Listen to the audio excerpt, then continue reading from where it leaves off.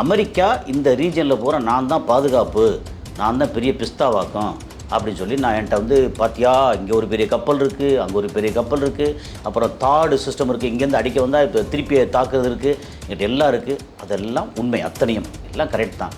ஆனால் எதிரியோட பலம் என்னன்னு தெரியாமல் கை வச்சுட்டாங்க.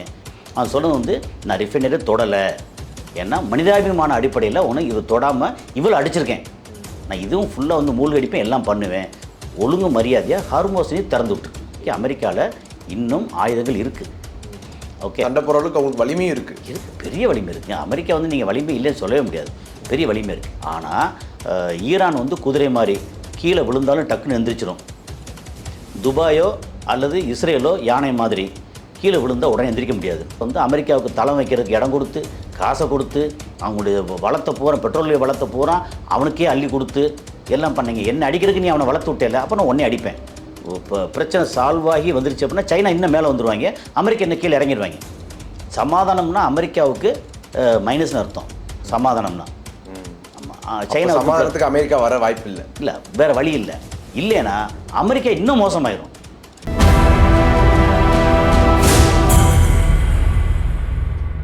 நேயர்களுக்கு வணக்கம். இன்று நம்மோடு நேர்காணல் பேசுவதற்காக உலக செய்தி பகுப்பாய்வாளர் திருமிகு கசாலி அவர்கள் நம்மோடு இருந்திருக்கிறார். வாங்களோடு பேசலாம். சார் வணக்கம். சார் வணக்கம் சித்தார்த், எப்படி இருக்கீங்க? நல்லா இருக்கேன் சித்தார்த். சார், அமெரிக்கா வந்து ஈரானில் இருக்கக்கூடிய கார்க் பகுதியில் வந்து குண்டு வீசியிருக்கிறாங்க, ஒரு சக்தி வாய்ந்த குண்டு வீசியிருக்கிறாங்க. ஹார்மூஸ் நீரிணையை வந்து எந்தவித தடையும் இல்லாமல் ஓப்பன் பண்ணணும், அப்படி ஓப்பன் பண்ணாமல் ஏதாவது தடை பண்ணீங்க அப்படின்னா தாக்குதல் நடத்தும் அப்படின்னு சொல்லி ட்ரம்ப் சொல்லியிருக்கிறாரு. உண்மையிலேயே என்ன நடந்துட்டு இருக்கு இந்த போர் சூழலில்? நீங்கள் சொல்கிற அத்தனையும் கரெக்டான விஷயந்தான். ட்ரம்ப் வந்து டெய்லி இது கடந்த ஒரு 15-17 நாளாக சொல்லிட்டு இருக்கிறாரு.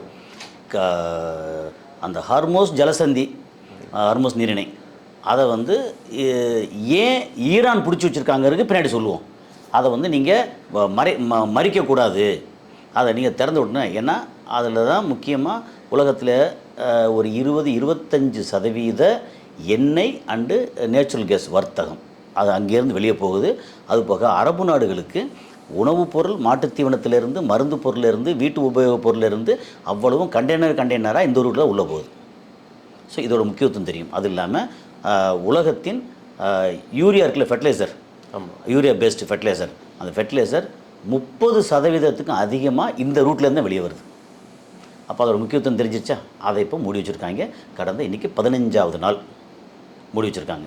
அப்போது இதை மூடி வைக்கும்போது என்ன பிரச்சனை வரும்னா, அமெரிக்கா இந்த ரீஜனில் பூரா நான் தான் பாதுகாப்பு, நான் தான் பெரிய பிஸ்தாவாக்கம் அப்படின்னு சொல்லி நான் என்கிட்ட வந்து பார்த்தியா இங்கே ஒரு பெரிய கப்பல் இருக்குது, அங்கே ஒரு பெரிய கப்பல் இருக்குது, இந்த கப்பலுக்கு வந்து பாதுகாப்புக்கு வந்து டெஸ்ட்ராயர் கப்பல் இங்கே ஒரு 3 இருக்குது, அதுக்கு ஒரு 3 இருக்குது, எக்ஸ்ட்ரா ஒரு 6 வச்சுருக்கோம். அது போக வந்து வெர்டிக்கல் லான்ச்சர் டியூப் வந்து ஒரு 96 வச்சுருக்கோம். நாங்கள் வந்து பயங்கரமான ஆள். எங்களில் வந்து F-35, F-22 ராப்டர் இருக்குது, F-15, F-16 இருக்குது, அப்புறம் தாடு சிஸ்டம் இருக்குது, இங்கேருந்து அடிக்க வந்தால் இப்போ திருப்பி தாக்குறது இருக்குது, எங்கிட்ட எல்லாம் இருக்குது. அதெல்லாம் உண்மை, அத்தனையும் எல்லாம் கரெக்ட் தான். ஆனால் எதிரியோட பலம் என்னன்னு தெரியாமல் கை வச்சுட்டாங்க. இப்போது ஈரானோட பலவீனம்னு ஒன்று இருக்குல்ல, அது என்னென்னா, ஈரான் வந்து மிகப்பெரிய நிலப்பரப்பு பலம்னு எடுத்தாச்சுன்னா அதோட மலை நிறைந்த ஏரியா, அதில் பூரா வந்து கீழே வந்து குகை பண்ணி அண்டர் கிரவுண்டில் எல்லாம் ஏர்போர்ட் வைக்கிற அளவுக்கு அண்டர் கிரவுண்டு சிட்டி நிறைய வச்சுருக்காங்க அங்கே. ஓகே, அங்கே வந்து ஐஆர்ஜிசின்னு ஒரு குரூப் இருக்காங்க. ஐஆர்ஜிசிங்கிறது இஸ்லாமிக் ரெவல்யூஷனரி கார்ட்ஸ் கார்ப்ஸ் அப்படின்னு. ஸோ அவங்க வச்சுருக்காங்க. ஸோ அவங்கள தனித்தனியாக பிரித்து ஐஆர்ஜிசியில் வந்து நிலத்தில் சண்டை போடுறவங்க, அப்புறம் வந்து கடலில் சண்டை போடுற ஐஆர்ஜிசி நேவி அப்படின்னு சொல்லி இப்படி எல்லாத்தையும் பிரித்து வச்சுருக்காங்கல்ல. அவங்களுக்கு இடமா இருக்கட்டும், வச்சுருக்க பாதுகாப்பாக வச்சுருக்க இடமா இருக்கட்டும், அது போக யுரேனியம் என்ரிச் பண்ணுறாங்கல்ல, அது எல்லாமே அண்டர் கிரவுண்டில் ஒரு 300 அடி கீழே வச்சுருக்காங்க. அது வந்து இஸ்பஹான், ஃபர்டோ அண்டு நட்டான்ஸ் 3 இடத்துல வச்சுருக்கேன். இதெல்லாம் வந்து ப்ளஸ்ன்னு எடுத்திங்கன்னா அவங்க ஆயில் வந்து எடுத்து அதை ரிஃபைன் பண்ணி அப்புறம் இந்த டேங்கர் கப்பல் இருக்குல்ல, அதில் ஏற்றுறதுக்கு ஒரு தீவு இருக்குது, ஒரு சின்ன தீவு. அந்த தீவு ஏன் சின்ன தீவு அப்படின்னா, அதோட தீவோட மொத்த சைஸே வந்து 20 ஸ்கொயர் கிலோமீட்டர். ஒரு 5 கிலோமீட்டர், ஒரு 4 கிலோமீட்டர் எடுத்திங்கன்னா 20 ஸ்கொயர் கிலோமீட்டர் அப்படிங்கிறது நம்ம டீட்டெயில் படித்தது அவ்வளோதான் வருது. 20 ஸ்கொயர் கிலோமீட்டரை நீங்கள் வந்து ஏக்கரில் கணக்கு எடுத்தீங்கன்னா வெறும் ஒரு 5000 ஏக்கர். அதில் ஒரே நேரத்தில் 10 கப்பல் வந்து எண்ணெய் ஏற்றலாம். அவ்வளோ வசதி பண்ணி வச்சுருக்காங்க. ஒரு 1000 பேர் பக்கம் வந்து விமானப்படை, தரைப்படை, கப்பற்படை எல்லா ஆட்களும் அங்கே இருக்காங்க. அப்புறம் இதை இயக்கிறதுக்கான ஆஃபீஸர்ஸ், என்ஜினியர்ஸு, அசிஸ்டண்ட்டு எல்லாம் அதெல்லாம் இருக்கும். ஒரு 1000 பேருக்கு மேலே அங்கே இருக்காங்க. அதில் ஈரானோட ஒரு 85% ஆயில் விநியோகம் இங்கேருந்து தான் போகுது, இந்த தீவுலேருந்து தான் போகுது. ஓகே. அப்புறம் இன்னும் கொஞ்சம் ஏற்கனவே இருக்கிறது பந்தர் அப்பாஸ்னு ஒரு இது இருக்குது, போர்ட் இருக்குது, அங்கேருந்து கொஞ்சம் போகுது. ஸோ இந்த தீவு வந்து முக்கியமான தீவு. இது வந்து ஈரானில் அந்த பெர்ஷியன் கல்ஃபில் அப்படி எடுத்தோம்னா கிட்டத்தட்ட 3/4 தூரத்தில் அங்கே ஒரு தனியாக தீவு இருக்குது. அதில் அந்த தீவு தனியாக இருக்குது. அதுக்கு பாதுகாப்பு வேறு ஒன்றும் இல்லை. அமெரிக்கா வந்து இப்போ ஈரானே இவ்வளோ அடிக்கிறான். இப்போ அதெல்லாம் நம்ம நிறைய பேருக்கு தெரியும், அது சொல்ல வேண்டியதில்லை. டெல்லவிவ் எவ்வளோ அடிச்சிருக்காங்க, துபாய் பக்கம் அடித்தாங்க, அப்புறம் பஹ்ரைனில் அடித்தது எல்லாம் தெரியும். அப்போ ஈரானே இவ்வளோ அடிக்கும்போது இந்த அடிக்கிறதுக்குன்னே இந்த டெக்னிக்கலாக ரொம்ப ஸ்ட்ராங்காக இருக்கக்கூடிய அமெரிக்கா எவ்வளோ அடிப்பாங்க. அவங்க வந்து இந்த தீவில் ரிஃபைனரி இந்த மாதிரி சில இதெல்லாம் விட்டுட்டு மற்ற அடிச்சிருக்காங்க. அவன் சொன்னது வந்து நான் ரிஃபைனரி தொடலை, ஏன்னா மனிதாபிமான அடிப்படையில் ஒன்று இது தொடாமல் இவ்வளோ அடிச்சிருக்கேன், நான் இதுவும் ஃபுல்லாக வந்து மூழ்கடிப்பேன், எல்லாம் பண்ணுவேன், ஒழுங்கு மரியாதையாக ஹார்மோஸ் திறந்து விட்டுரு. இல்லை அந்தளவுக்கு அமெரிக்காட்ட பலம் இருக்குதா? ஏன்னா வந்து அமெரிக்கா ஏற்கனவே சொல்லியிருந்தது எங்கள்கிட்ட போதுமான ஆயுதங்கள் இல்லை, இனிமேல் சண்டை போகிறதுக்கெல்லாம் இல்லை அப்படின்னு சொல்லியிருந்தாங்க. இல்லை அப்படி சொல்லவே இல்லை, அது தப்பான இது. அமெரிக்கா எங்கிட்ட இன்னும் நிறைய இருக்குது, அது வந்து வெளியில் மாற்றி வர்றதான். இப்போ கேட்டால் இங்கே வந்து ஜெலன்ஸ்கி இருக்கார் இல்லையா, அவர்கிட்ட வந்து உங்கள்கிட்ட யூஸ் பண்ணாத கொஞ்சம் ரிட்டாலியேட் பண்ணுறதுக்கு கொஞ்சம் ஏவுகணையெல்லாம் இருந்தால் கொஞ்சம் கொடுங்க அப்படின்னு சொன்ன உடனே காதுங்காது வச்ச மாதிரி கேட்டதை அவர் ட்விட்டரில் வந்து என்ன பண்ணிட்டார், எக்ஸ் தளத்தில் என்கிட்ட வந்து அமெரிக்கா கேட்குது, நாங்கள் வந்து கொடுக்குறதுக்கு யோசிச்சுக்கிட்டு இருக்கோம் அப்படின்னு அந்தாலும் போட்டு விட்டு அசிங்கப்படுத்திட்டாங்க.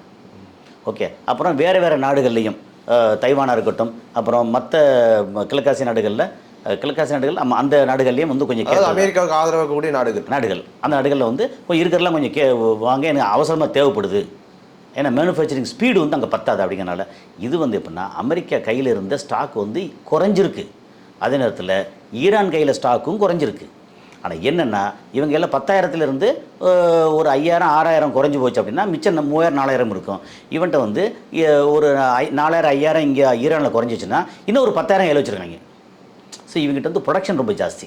அது போக எக்ஸ்ட்ரா வந்து சைனாவும் நிறையா கொடுத்துருக்காங்க. நேற்று சைனாவிலேருந்து 2 மிகப்பெரிய கப்பல் உள்ளே வந்து இறங்கியிருக்கு.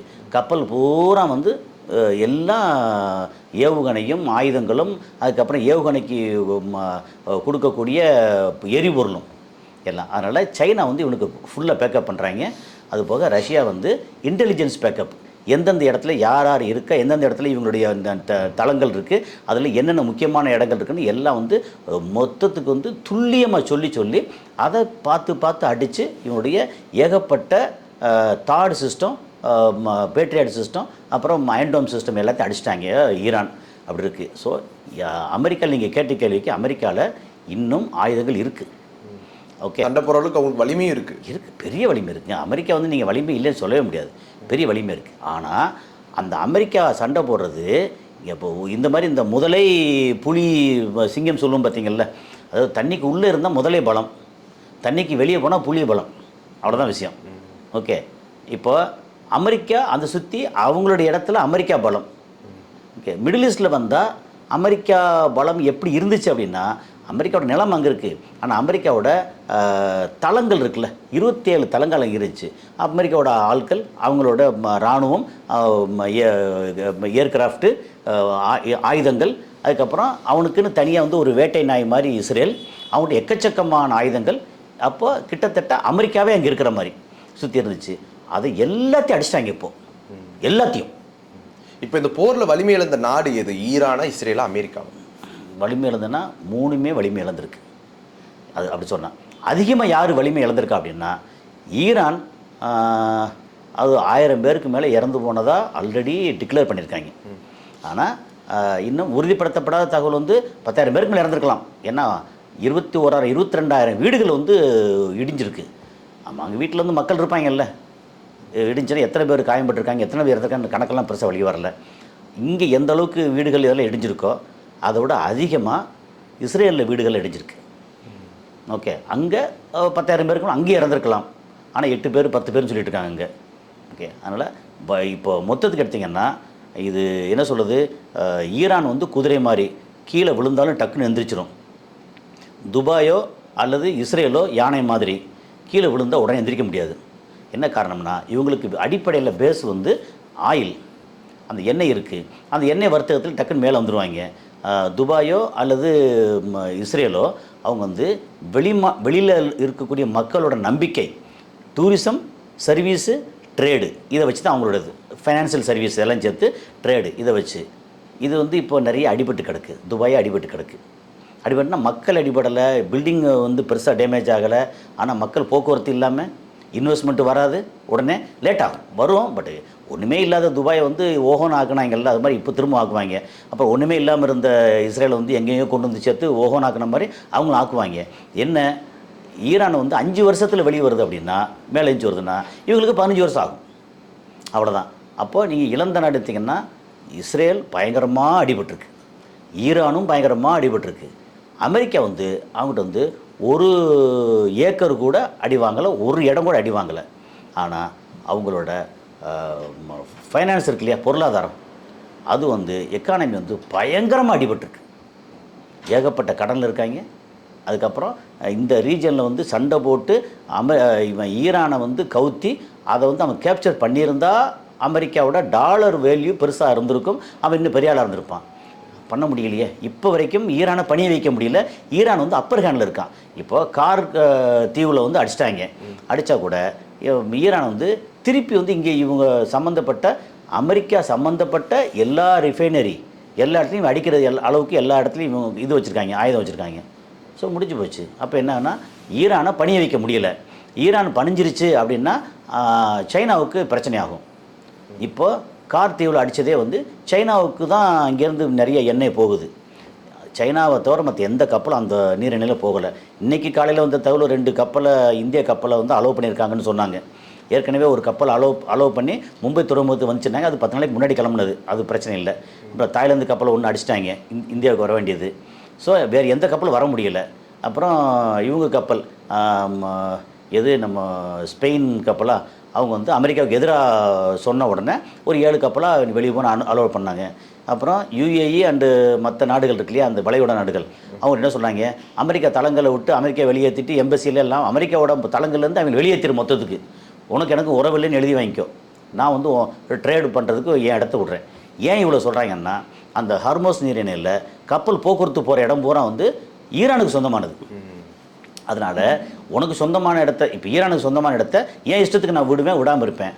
ஆனால் அப்படி இல்லை, இவ்வளோ வர்த்தகம், இவ்வளோ வணிகம் அங்கேருந்து போகுது, நீ இஷ்டத்துக்கெல்லாம் மூட முடியாது. உலகத்தில் வந்து மற்ற எல்லாத்துக்கும் பிரச்சனை வரப்பண்ணா, அப்போ நீ வந்து என்னை அடிப்பேன்னா என்ன அர்த்தம்? அப்போது அமெரிக்கா வந்து சேங்ஷன் பண்ணுறான், ஈரானுக்கு 47 வருஷமாக பொருளாதார தடை விதிச்சிருக்கான்.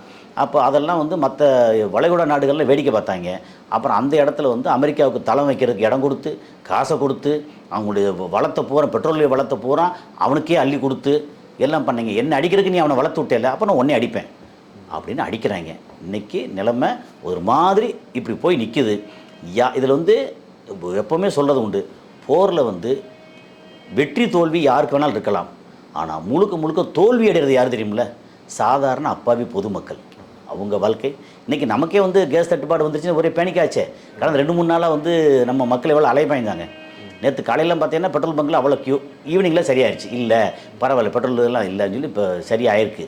ஆனால் இன்னும் ஹார்மோஸ் வந்து இன்னும் ஓப்பன் ஆகலை. இன்னும் ஒரு 2 வாரம் 3 வாரம் ஓப்பன் ஆகாமல் க்ளோஸ் பண்ணி வச்சுருந்தாங்கன்னா இந்தியாவுக்குமே தட்டுப்பாடு நிறையா வரும். இந்தியா நம்ம தட்டுப்பாடு வந்து பெட்ரோலியம் தட்டுப்பாடு, அரபு நாடுகளுக்கு உணவு தட்டுப்பாடு. இப்போ ஈரான் வந்து தன்னை தற்காத்துக்கிறதுக்கான இந்த போரை வந்து எடுத்திருக்காங்க கையில். கண்டிப்பாக அவங்களுடைய வலிமை எப்படிப்பட்டதாக இருக்குது சார்? இந்த போர் பெரிய வலிமையாக இருக்குது. ஏன்னா யாருமே எதிர்பார்க்கல இவ்வளோ தூரம் தாக்குவாங்க. ஒரே நேரத்தில் அமெரிக்காவோட 27 தளங்களை தாக்குறாங்க.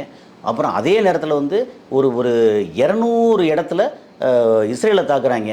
தாக்கி முடித்ததுக்கப்புறமும் இன்னும் ஜம்முன்னு இருக்காங்க. அப்புறம் ஈரானோட முக்கியமான ஸ்டாக் பயில் வச்சுருப்பாங்கல்ல, அது எல்லாத்தையும் தாக்கிட்டோன்னு சொல்லி அமெரிக்காவில் ட்ரம்ப் வந்து அறிவிக்கிறாரு.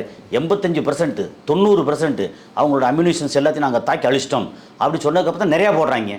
அப்போ எங்கேதுன்னு வருதுன்னு பார்த்தா தெரியலை. அதுவும் இல்லாமல் மலைக்குள்ளே குடஞ்சி உள்ளுக்குள்ளே இது மாதிரி என்ன சொல்கிறாங்க, மிசைல் சிட்டி அப்படிலாம் வச்சுருக்காங்க.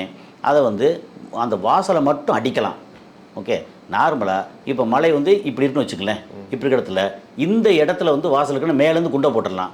சப்போஸ் இப்போ மலை இருக்குது, இது அப்புறம் குடஞ்சி வாசல் வந்து ஒரு 20 மீட்டர் 30 மீட்டர் 50 மீட்டர் உள்ளுக்குள்ளே வாசல் இருக்குது, குகையாக போகுது, நீங்கள் என்ன அடிப்பீங்க? வாசல் அடிக்கவே முடியாது. ஸோ இந்த மலை அரண் இருக்குல்ல, அதுவே அவங்களுக்கு மிகப்பெரிய பாதுகாப்பான இயற்கை தான் அரண். அங்கே மெயினாக ரொம்ப முக்கியமான அரண் இயற்கை. அதை மீறி வந்து இவங்களால் ஒன்றும் பண்ண முடியல. அது இல்லாமல் இந்த மக்கள் இருக்காங்கல்ல, அவங்க பல பத்தாண்டுகளாக அல்ல கிட்டத்தட்ட நூற்றாண்டாக அவங்க வந்து வறுமையிலையும் பிரச்சனையிலையும் வாழ்ந்தவங்க. என்ன அடித்தாலும் தாங்குவாங்க. ஏன்னா மனப்பான்மை அவங்களுக்கு இருக்கு. அது போக எல்லா இடத்துலையும் நான் சொல்கிறது தான், அங்கே அந்த ஆட்சியாளர் மேலே அவங்க வந்து வெறும் பயம் மட்டும் இல்லாமல் பக்தியோடு இருக்கிறவங்க. மற்ற ஆட்சிகள்லாம் வந்து ஆட்சியாளர் தனி, மத தலைவர் தனி. அந்த நாட்டில் வந்து மத தலைவர் தான் ஆட்சியாளர். அதனால் பயம் ப்ளஸ் பக்தி ரெண்டும் இருக்கும். அதனால் அந்த மக்களை நீங்கள் திருத்தவே முடியாது. அப்புறம் அந்த மத தலைவரை தூக்கி போட்ட உடனே அந்த மொத்த நாடும் போயிடுச்சு சொல்ல முடியாது. அடுத்த தலைவரில் ரெடியாக இருக்காங்க. அவங்க வந்து கட்டமைப்பை வந்து கரெக்டாக பிரித்து வச்சுருக்காங்க. அதனால் ஈரானை வெல்றது அவ்வளோ சாதாரண விஷயம் இல்லை. ஓகே, அதே நேரத்தில் ஈரான்கிட்ட இவங்க சரண்டர் ஆவாங்கன்னா சரண்டர் ஆக வேண்டியதில்லை. அவங்க சொல்கிற சில கோரிக்கைகள் அதில் முன்ன பின்ன வரும், பேசி தீர்த்துக்கிறதுக்கு ஏற்பாடு நடக்கிறதா தகவல். ஏன்னா புட்டின் வந்து ரொம்ப முக்கியமாக இறங்கி பண்ணுறதா தகவல். சைனாவும் சரி ஓகே பிரச்சனைலாம் தீர்ந்து அவங்களும் ஓகன்னு வரணும்னு. ஏன்னா இந்த நேரத்தில் இப்போ பிரச்சனை சால்வ் ஆகி வந்துருச்சு அப்படின்னா சைனா இன்னும் மேலே வந்துடுவாங்க, அமெரிக்கா இன்னும் கீழே இறங்கிடுவாங்க. சமாதானம்னா அமெரிக்காவுக்கு மைனஸ்னு அர்த்தம். சமாதானம்னா ஆமாம், சைனா சமாதானத்துக்கு அமெரிக்கா வர வாய்ப்பு இல்லை, வேறு வழி இல்லை.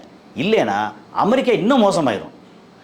வெறுமனே இப்போ சமாதானம் ஆகிட்டா ஈரான் வந்து ஒரு மாதிரி பொருளாதார தடையெல்லாம் நீங்கி வேறு மாதிரி ஆகிடும். அப்புறம் இன்னொரு பக்கம் இது வந்து பாலஸ்தீன் வந்து தனி நாடாயிரும். அப்புறம் அந்த ரீஜனில் மொத்தத்துக்கு வந்து பல்லு பிடுங்கின பாம்பாக இஸ்ரேல் வந்து அடங்கி ஒடுங்கி நிற்கணும். அமெரிக்கா அங்கே வந்து வாலாட்ட முடியாது. ஓகே, மொத்தத்துக்கு அமெரிக்காவோட ஆட்டம் க்ளோஸ் ஆகிரும். இப்போ இங்கே இந்த ஆட்டம் முடிஞ்ச உடனே சைனா அப்படியே வந்து தைவான் பக்கம் போகும். தைவான் வந்து என்ன பண்ணிட்டு இருக்க, நீ ஒழுங்காக அடங்கிரு, அவ்வளோதான். இந்த உலகத்தில் இந்த யூனிபோலார் ஒற்றை தலைமைன்னு இருந்துச்சு இல்லையா, அது வந்து செதஞ்சு போய் மல்டி போலாராக மாறும். இந்தியா இந்த ரீஜன் அது தனியாக இயங்கும், சைனா அது தனியாக இயங்கும், அப்புறம் யூரோப் அது தனியாக இயங்கும், ஆஸ்திரேலியா தனியாக இயங்கும், வளைகுடா நாடுகள் அரபு நாடுகள்னால் அவன் இந்த எண்ணெயை வந்து யாருக்கு என்ன ரேட்டுக்கு எவ்வளோக்கு விற்கணும் அவங்க முடிவு பண்ணுவாங்க. மொத்தமாக சேர்த்து சரி ஓகே இவ்வளோ டாலர் வேணாம்ப்பா, நம்ம வந்து இன்றைக்கி $60 போதும், $55 போதும் பேரலுக்கு, இல்லை இந்த மாதிரி ரொம்ப இதாக இருக்குது ஒரு $80 வைக்க போகிறோம், இல்லை இப்படி வைக்கக்கூடாது அப்படி இவங்களே பேசிக்கிறாங்க. இவன் மேலே உட்காந்துட்டு இவ்வளோ டாலர் இவ்வளோ வையே, இந்த கமிஷனை வந்து இங்கே நமக்கு அமெரிக்காவுக்கு அனுப்பிச்சிரு, அந்த பஞ்சாயத்தே இனிமேல் கிடையாது அப்படிங்கிறது மாறும். அப்போ என்னாகும், அமெரிக்கா வந்து 100ஓட 101வது நாடாக சாதாரண நாடாக மாறிடும். உலக வல்லரசுன்ற வலிமையை வந்து இழந்துடும். வல்லரசாக இருக்கும், ஆனால் யாரையும் மிரட்ட முடியாது அப்படிங்கிறது தான். உங்களுடைய நேரத்தை ஒதுக்கி எங்களோட கருத்துல வந்தமைக்கு மிக்க நன்றி சார். நன்றி.